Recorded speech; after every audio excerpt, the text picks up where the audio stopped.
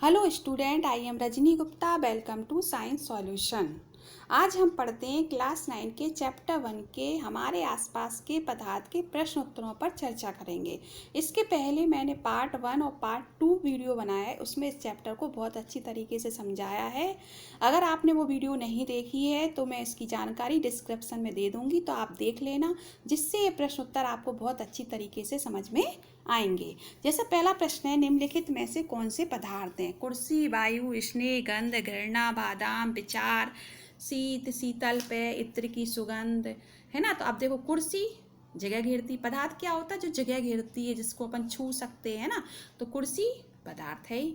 वायु भी पदार्थ है, अपन को पता है वायु जगह घेरती है ना, जगह घेरती है, अपन सांस लेते हैं तो वायु क्या जगह घेरती। स्नेह मतलब प्रेम, इसको अपन अनुभव कर सकते, तो ये पदार्थ नहीं है। गंध, ये भी अपन अनुभव कर सकते हैं, गंध की कोई सुगंध आ रही है कि बदबू की आ रही। घृणा, ये भी अनुभव कर सकते हैं, पदार्थ नहीं है। बादाम ड्राई फ्रूट्स है, तो ये भी पदार्थ है।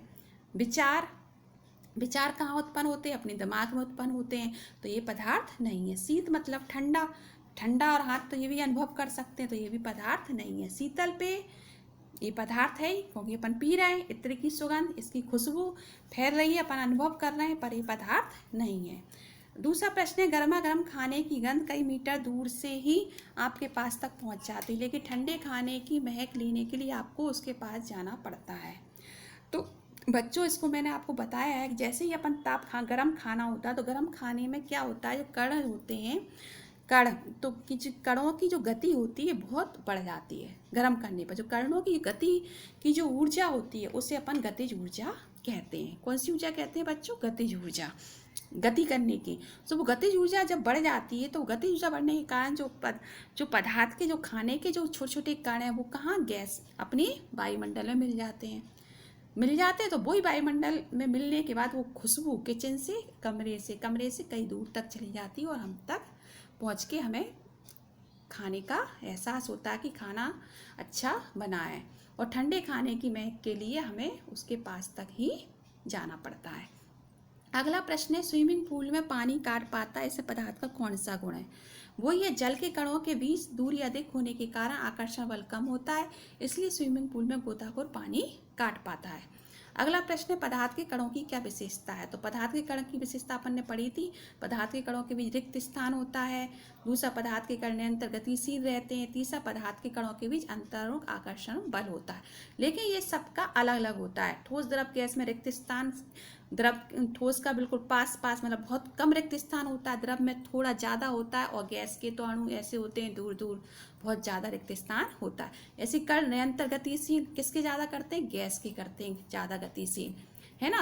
और ठोस के कम गतिशील करते हैं, इसलिए गैस में गतिज ऊर्जा ज़्यादा होती है ना। अंतरानुक आकर्षण बल, जिसके पास पास होंगे तो उसमें खींचने की शक्ति, आकर्षण बल ज़्यादा है, और जिसके दूर दूर होंगे तो मतलब जे दूर है तो अपन आसानी से इसे हटा सकते हैं, तो इनका आकर्षण बल गैस का कम होता है। मैंने आपको पार्ट 1 में इसको खेल का उदाहरण देकर समझाया था कि अंतरानुक आकर्षण बल तो जो गैस में सबसे कम होता है और ठोस में सबसे ज़्यादा होता है। अब अपन नेक्स्ट प्रश्न पर आते हैं कि किसी तत्व का घनत्व का बढ़ता हुआ क्रम अपन को बताना है। जैसे किसी तत्व के द्रव्यमान प्रति इकाई आयतन को घनत्व कहते हैं, द्रव्यमान और आयतन, है ना। तो इसको कैसे बढ़ते हुए क्रम में अपन को बताना है। जैसे वायु, चिमनी का धुआं, रुई, जल, शहद, चौक और लोहा। घनत्व क्या होता है? ये पढ़ा, किसी तत्व के द्रव्यमान के प्रति इकाई आयतन को, मतलब एक तरह से वजन। तो वायु का सबसे, गैस का सबसे कम होता है, फिर चिमनी का धुआं, क्योंकि धुएं में थोड़ी बहुत कड़ा है, तो रुई का फिर उससे ज़्यादा होता है, और जल का उससे ज़्यादा होता है, और फिर शहद, फिर चौक और लोहा, लोहे का सबसे ज़्यादा होता है। फिर अगला प्रश्न है, पदार्थ की विभिन्न अवस्था में के गुणों में होने वाले अंतर को सारणीबद्ध करना है। तो सारणीबद्ध करने के लिए सबसे पहले अपन देखेंगे आकार, आयतन, सीमाएं, संपीड़ितता, गतिज ऊर्जा, विसरण। ये टॉपिक मैंने आपको क्लियर समझा दी। आकार मतलब ठोस में जैसे अपन एक उदाहरण लेते हैं, कुर्सी का लेते हैं, तो कुर्सी का जो आकार है बिल्कुल निश्चित है, पेंसिल का आकार निश्चित है, इनका आयतन भी निश्चित है ना। और सीमाएं, जैसे पेंसिल कुर्सी हमको दिख रही है तो उसकी सीमाएं पता है कि ये कहाँ तक है इसकी, है ना, कहाँ तक इसको रख सकते हैं, है ना। और संपीड़ता, अपन कुर्सी को दबा सकते हैं नहीं, संपीड़ता का जो गुण होता है दबाना किसी चीज़ को, तो ठोस में तो बिल्कुल ही नहीं होता है।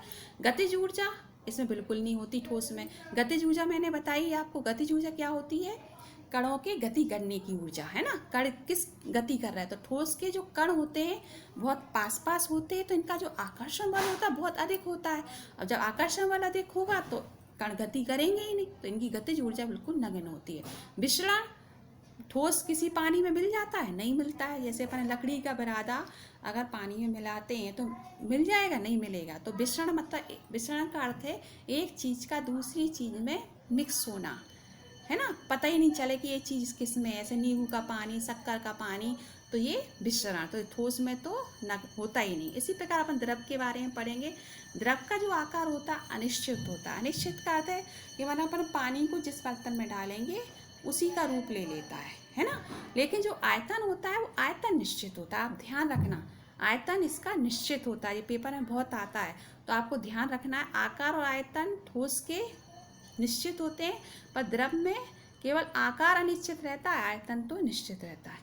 इसकी जो सीमाएं होती हैं अस्थिर होती हैं, पता ही नहीं रहता कि अगर अपन ने पानी लिया तो ये भगोने में कितने तक जाएगा, कि नीचे के ऊपर, मतलब इसकी जो सीमाएं हैं अस्थिर और अस्पष्ट है ना।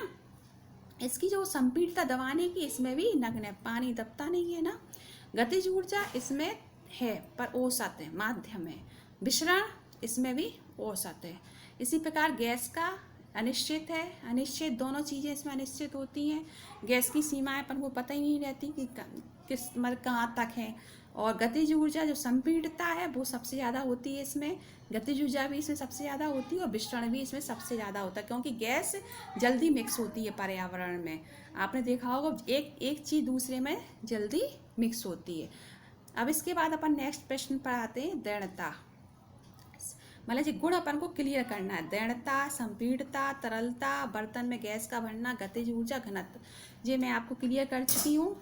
ठोसों में सबसे अधिक, द्रव में औसत और गैस में बिल्कुल कम। क्यों होती है, रीजन वही है, आपको बिल्कुल याद रखना है। ठोस के कण बिल्कुल पास पास होते हैं, तो इनका जो आकर्षण बल होता है वो बहुत अधिक होता है, इस कारण ये दृढ़ होते हैं। ठीक है, इसी के अपन इसके कण दूर रहते हैं, इस गैस के और दूर रहते हैं, तो ये रीजन दूर दूर रहते हैं। तो अपन ऐसे पूछ सकते हैं गैस में दृढ़ता बहुत कम क्यों होती है ना। अपन ने लिखा ना गैस में नगण्य बिल्कुल नहीं होती, तो वो पूछ सकता है कि गैस में दृढ़ता बहुत कम क्यों होती है। तो आपको जवाब देना है गैस के जो कण होते हैं बहुत दूर दूर होते हैं, इनका आकर्षण बल इन कणों के बीच में बहुत कम होता है, इस कारण इनमें दृढ़ता बहुत कम होती।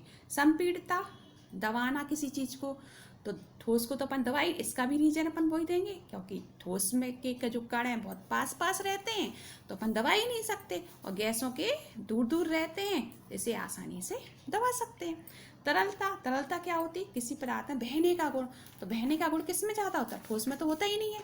गैसों में सबसे अधिक होता है, द्रवों में होता है पर थोड़ा होता है, औसत होता है।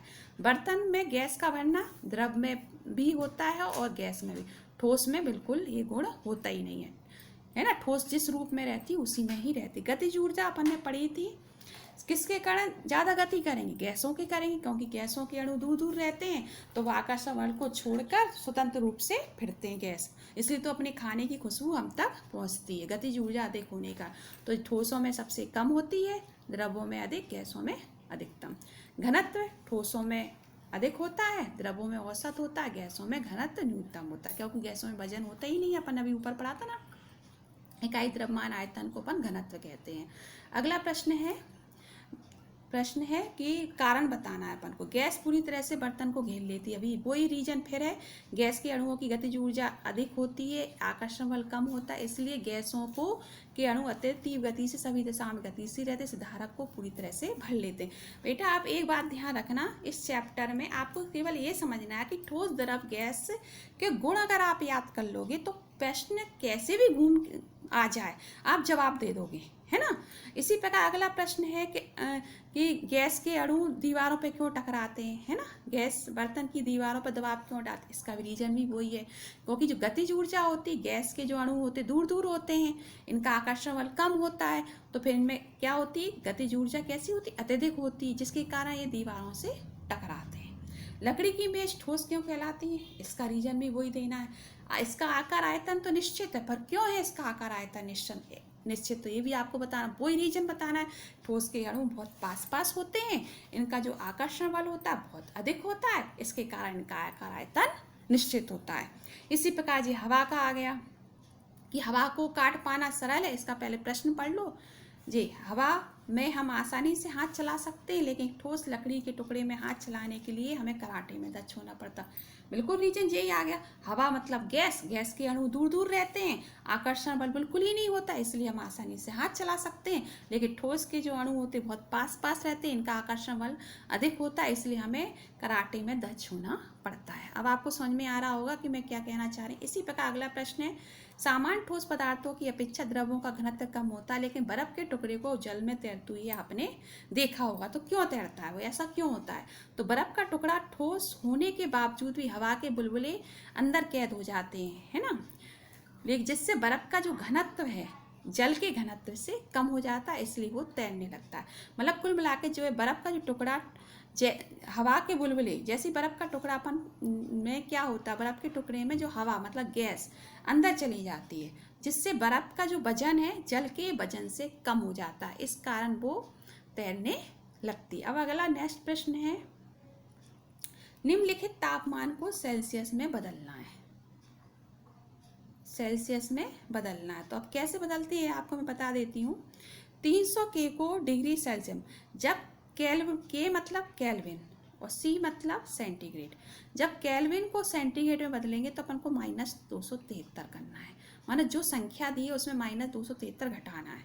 और जब हम सी से के में बदलेंगे, सेंटीग्रेड से के में बदलेंगे, मैंने ये के एक बड़ी इकाई है, जैसे अपन ग्राम से किलोग्राम बदलते हैं, है ना, उसी टाइप का सवाल है ये।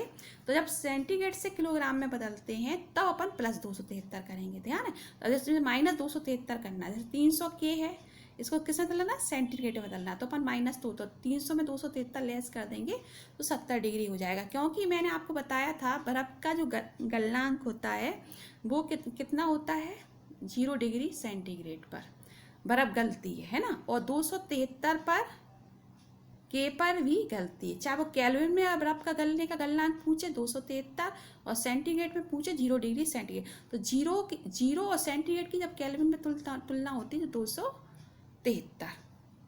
इसी प्रकार जब हम केल्विन को इससे बदलते हैं तो -273 करते हैं। ये आप बस इतना ध्यान रखें, के को अगर सी में बदलना है तो -273 करना है। ऐसे नेक्स्ट में 573 में 273 को लेस किया 300 आंसर आ गया, आपको समझ में आ गया होगा।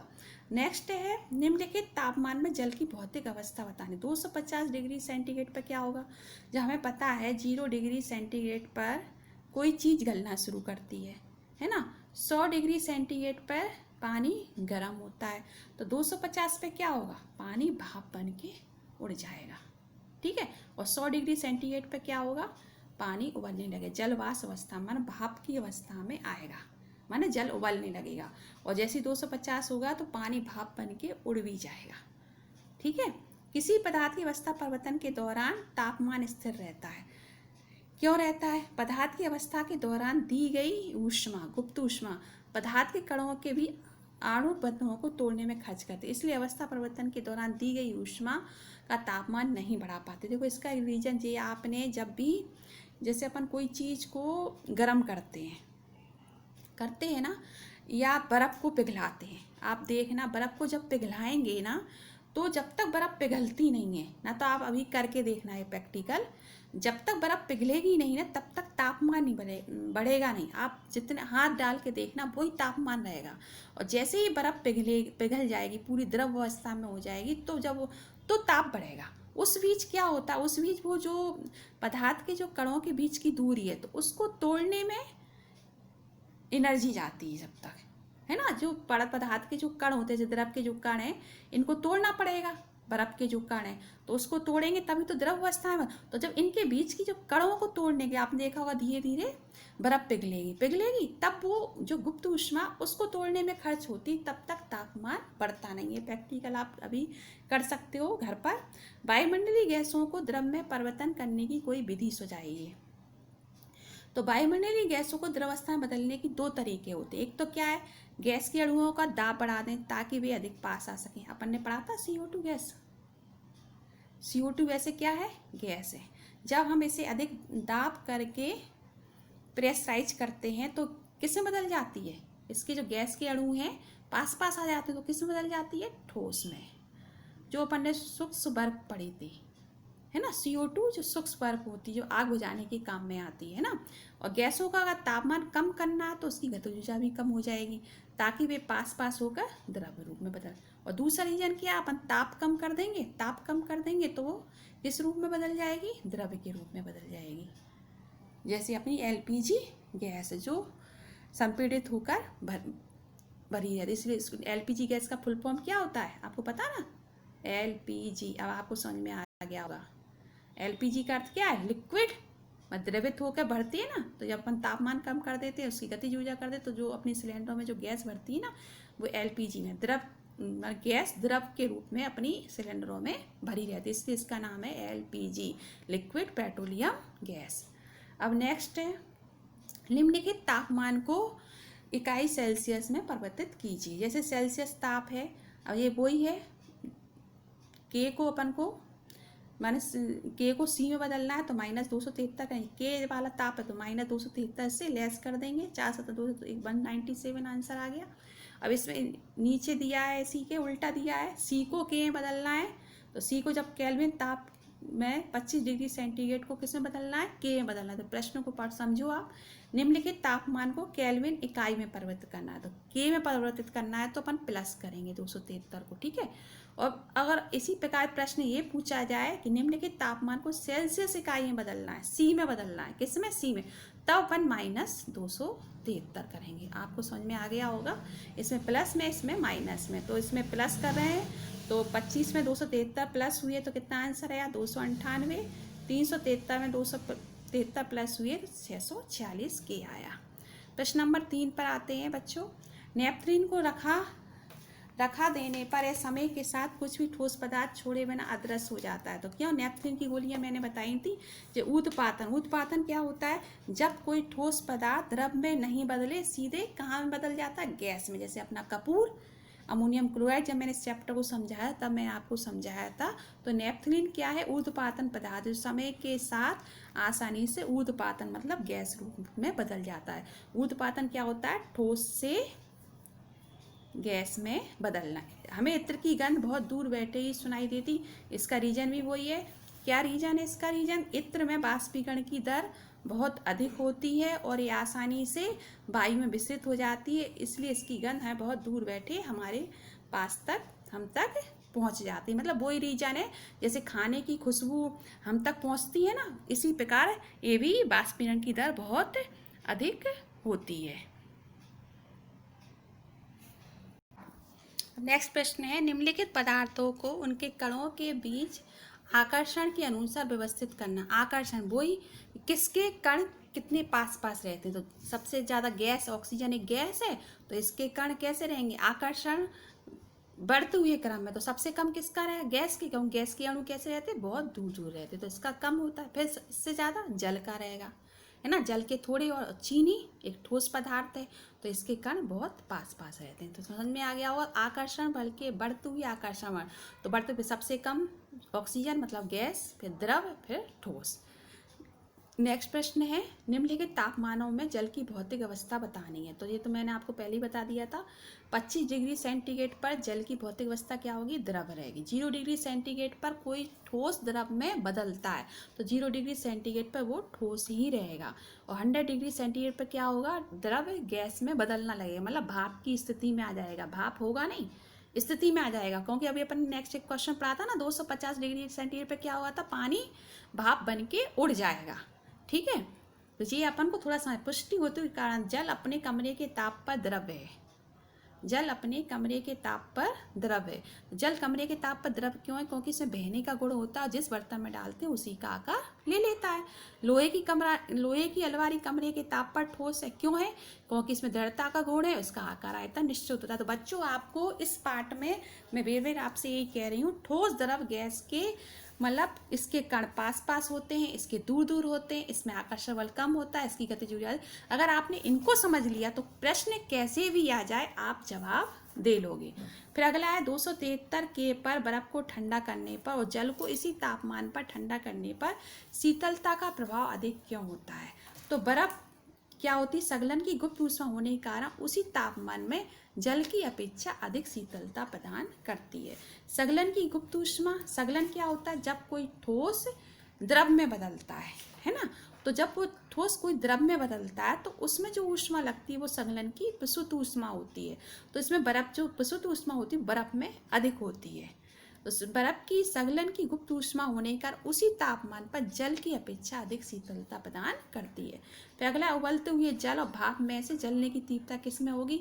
तो किस में होगी? भाप में ज़्यादा होगी। भाप में वाष्पन की गुप्त ऊष्मा होने के कारण जल की अपेक्षा जलने की तीव्रता अधिक महसूस होगी। ठीक है। अगला नेक्स्ट है, ये लास्ट है, निम्नलिखित चित्रों के लिए मैं ABCD ऐप की अवस्था परिवर्तन को नामांकित करना है। ABCD, अब जैसे मान लो सबसे पहले क्या है? A है ठोस से द्रव, तो ये कौन सी अवस्था है? द्रवण। कौन सी अवस्था है? द्रवण। ठोस से द्रव में बदल गया है ना। फिर है बी स्थिति में क्या हो रहा है? द्रव गैस में बदल रहा है। ये बदल रहा है ना, द्रव गैस में, तो वाष्पन होगा। ठीक है। फिर C, गैस द्रव में बदल रही, तो ये कौन सी क्रिया होगी? गैस द्रव में बदल रही है, तो ये आपकी संघनन। फिर अगला है D नंबर पे, देखो D में क्या हो रहा है? द्रव ठोस में बदल रहा है, तो जमना हो रहा है। स्वाभाविक है, पानी किससे बदल रहा है? बर्फ में बदल रहा है, तो जमना, जैसे हिमहिरण कहेंगे। फिर E नंबर पे देखो, E पे क्या हो रहा है? ठोस सीधे किस में बदल रहा है? गैस में। थोड़ा नीचे कर देती हूँ, आपको क्लियर दिखेगा। जो ठोस है सीधे किस में बदल रहा? गैस है। तो अपन अभी पढ़ा था, जब ठोस सीधे द्रव में ना बदल के सीधे गैस में बदले तो कौन था? कपूर था, है ना। नेपथलीन की गोलियां थी, तो कौन सी क्रिया थी? ऊर्ध्वपातन क्रिया। कौन सी थी? ऊर्ध्वपातन। ऐसी F में देखो, F में क्या हो रहा है? गैस सीधे, देखो यहाँ देखो, गैस सीधे किस में बदल रही है? ठोस में। चाहे ठोस सीधे गैस में बदले और गैस सीधे ठोस में बदले, ये दोनों क्रियाएं क्या है? ऊर्ध्वपातन है। ठीक है बच्चों, ऊर्ध्वपातन ये शब्द आप अपने से समझ लेना। ये चैप्टर पूरा हो गया, उम्मीद है आपको समझ में आ गया होगा। सब्सक्राइब जरूर कीजिएगा, जिससे नेक्स्ट वीडियो आपको मिलते रहें समय पर। घर पर रहें, सुरक्षित रहें। Good bye.